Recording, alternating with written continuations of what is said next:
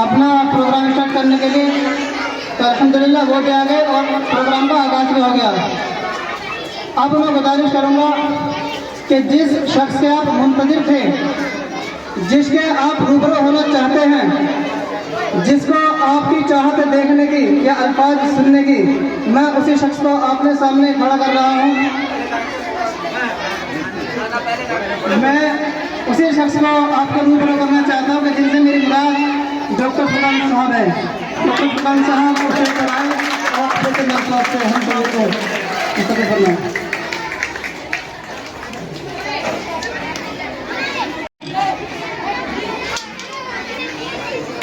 सबसे पहले सभी बच्चों को और सभी शिक्षकों को 78वें स्वतंत्र दिवस की हार्दिक शुभकामनाएं बताऊं। आपको मैं बता दूं कि आज की स्वतंत्रता दिवस की सभा के मुख्य अतिथि स्कूल प्रबंधक, सभी यहाँ मौजूद मेरे प्यारे बच्चों, मैं आपको ये बता दूं, आपको पता भी होगा 1947 में हमारा देश आजाद हुआ। उसके बाद ये संविधान बना।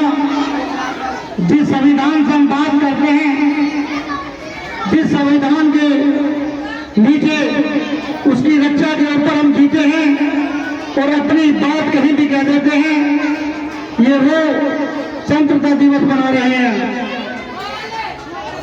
सबसे खुशी की बात तो यह है 1857 में ये चिंगारी उठी थी, मेरठ सही जिले से उठी थी, आज जिले से उठी थी 1857 में। और ये फिर उठी इतनी ऊंची उठी कि 1947 में आकर के हमारा देश स्वतंत्र हुआ, आजाद हुआ। अंग्रेजों को यहाँ से इस देश को छोड़ना पड़ा। इस देश को अंग्रेजों को भगाने के लिए सुभाष चंद्र बोस, महात्मा गांधी, भगत सिंह जैसे लोग शहीद हुए। उन्हें हम नमन करते हैं, प्रणाम करते हैं, सलाम करते हैं। आज आपको बता दूं, कोई भी कार्य करने के लिए, कोई भी कार्य सफल होने के लिए कुछ ना कुछ हमें करना पड़ता है। इस देश को आजाद कराने के लिए महात्मा गांधी ने भी एक नारा दिया था उस वक्त। वो नारा था, करो या मरो, करो या मरो। महात्मा गांधी जी ने कहा था, अब आपको इस देश में जीना है तो जीने का काम करो, मरना है तो मर जाओ। इस देश में रहने का हक नहीं है।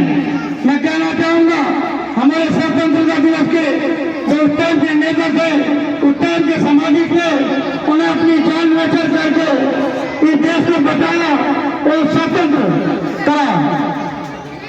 उसके बाद में बाबा भीमराव अम्बेडकर ने संविधान बनाया। इस संविधान के अंदर में, इस संविधान के बीच में हम गीते बोलते हैं। बच्चों, मैं आपको बताता हूँ, बाबा भीमराव अम्बेडकर भी शिक्षित थे। उनकी सारी दुनिया में, भारत में नहीं सारी दुनिया में पहचान थी। और जैसा इस भारत का संविधान है, ऐसा दुनिया में कहीं नहीं है। मैं आपको बता देना चाहता हूँ। फिर एक बार आज के दिन, आज का एक दुनिया का सबसे बड़ा